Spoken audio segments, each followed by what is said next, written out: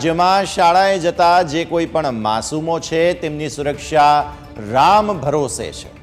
માસૂમો school સુધી પહોંચે એ પહેલા જિંદગીની બહુ મોટી પરીક્ષાઓ આપવી પડે છે અને સ્કૂલ વાનમાં કંઈક ને કંઈક દુર્ઘટના સર્જાય, અકસ્માત સર્જાય, કોઈ ભૂલને કારણે દરવાજો ખુલ્લો રહી જાય।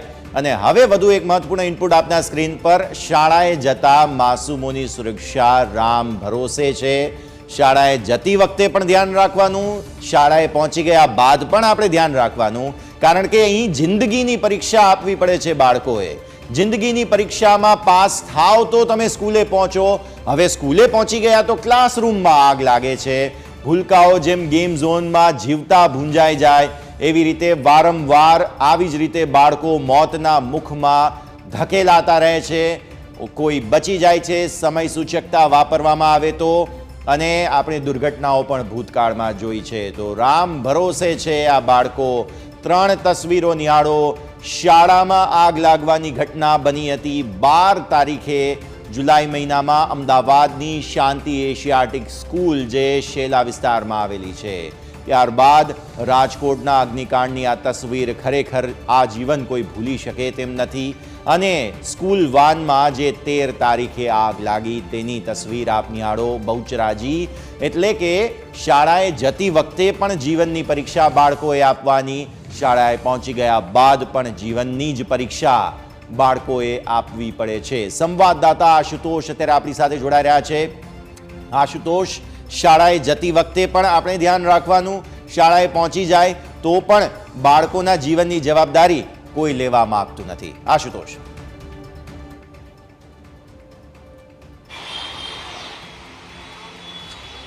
જી યશ, હવે તો એવા દિવસો આવ્યા છે કે વાલીઓએ ભરોસો કરવો તો કોના ઉપર કરવો, કારણ કે બાળકો જો ગેમ ઝોનમાં જતા હોય તો ગેમ ઝોનમાં આગની ઘટના ઘટતી હોય છે। સ્કૂલ વાનમાં જાય તો સ્કૂલોમાં આગ લાગે છે અને બાળકો જે છે તે ઇકો વાનનો દરવાજો ખુલી જતા નીચે પટકાતા હોય છે। તો બીજી તરફ ગતરોજ પણ જે છે તે શાંતિ એશિયાટિકમાં આગ લાગીની ઘટના જે તે સામે આવી હતી। તો આજે ફરી એકવાર બહુચરાજીની ઘટના સામે આવી છે જેમાં સ્કૂલ વેનમાં આગ લાગે છે। એટલે તમામ જગ્યાએ બાળકો જે છે તે સુરક્ષિત નથી અને પોલીસ તંત્ર અને સરકાર શું કરી રહી છે તે પણ એક સૌથી મોટો પ્રશ્ન છે, કારણ કે આરટીઓએ તો 45 દિવસ જેટલો સમય આપી દીધો છે કે તમારે આની જે પરમિટ છે બાળકોની તે લેવાની છે અને સાથે સાથે ફાયરની એનઓસી સહિતના કાગળિયા જે છે તે આરટીઓમાં જમા કરાવવાના છે, પરંતુ કેટલી એનઓસીઓ રોજ થઈ રહી છે તે પણ એક સૌથી મોટો સવાલ છે।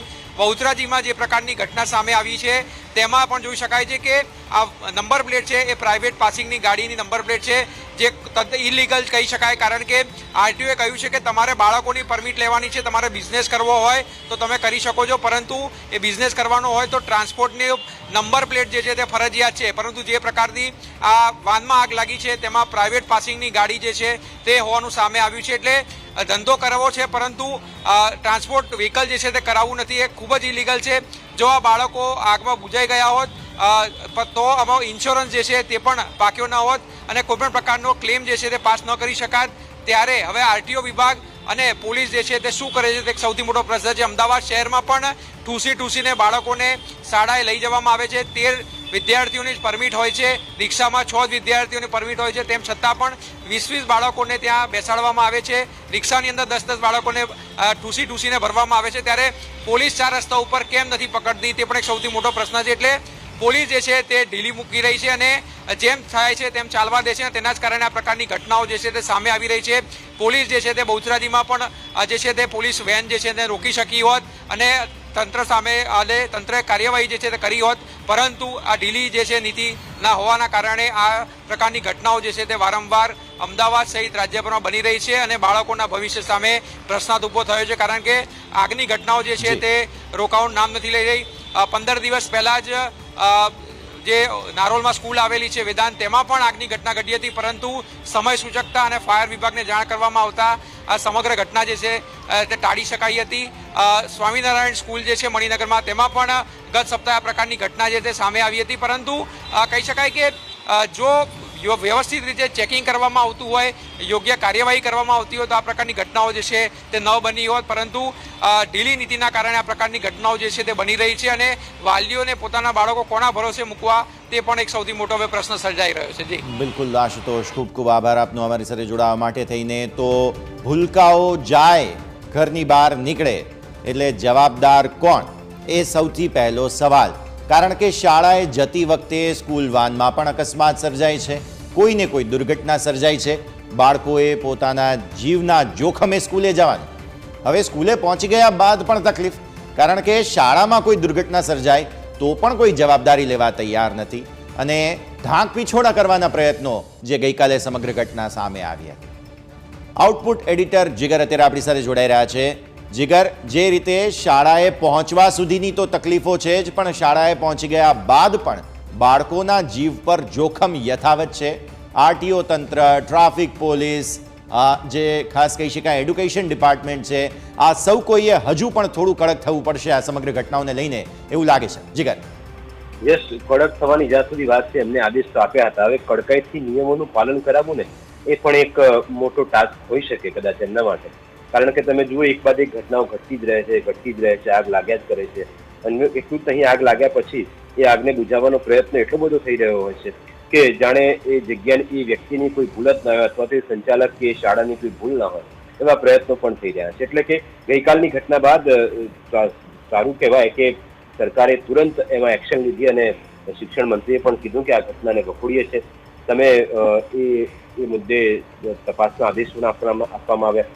ડીઈઓ ત્યાં પહોંચી ચૂક્યા હતા સ્કૂલમાં અને ત્યારબાદ તુરંત કાર્યવાહી કરવામાં આવી. પણ શાળા, એ સવાલ એ છે કે આ જો ઘટના ઘટી હતી શાળામાં, તો એ છુપાવવાનો પ્રયત્ન શા માટે કરવામાં આવ્યો? કારણ કે આગની સ્કૂલની સવારની સ્કૂલ હતી.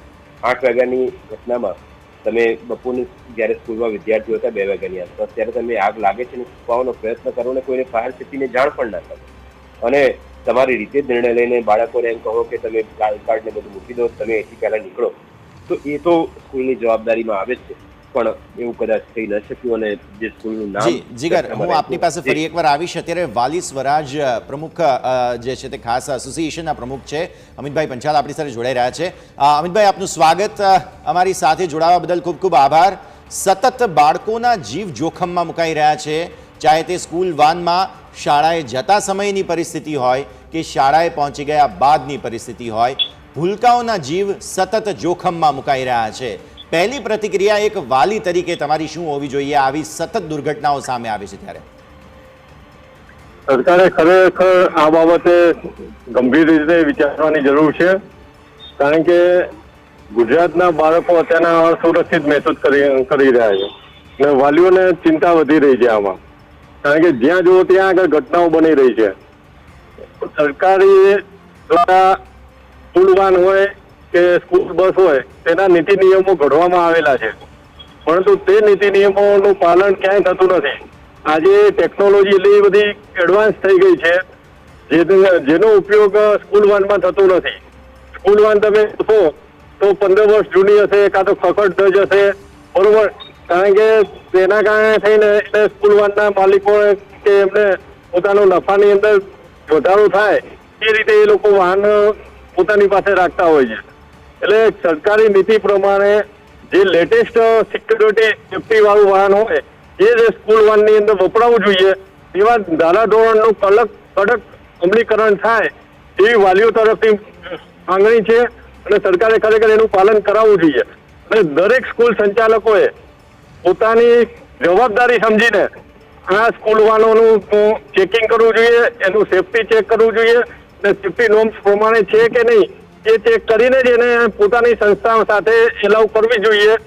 બાકી આની અંદર સંચાલકની બી એટલી જ જવાબદારી નિર્ધારિત થવી જોઈએ કે જેના કારણે થઈને બાળકોના જીવ જોખમમાં ના મુકાય.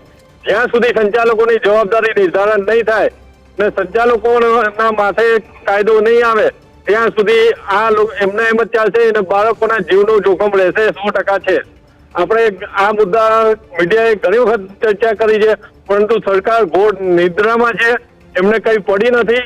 એટલે જે થાય જેમ ચાલે એમ ચાલવા દે છે.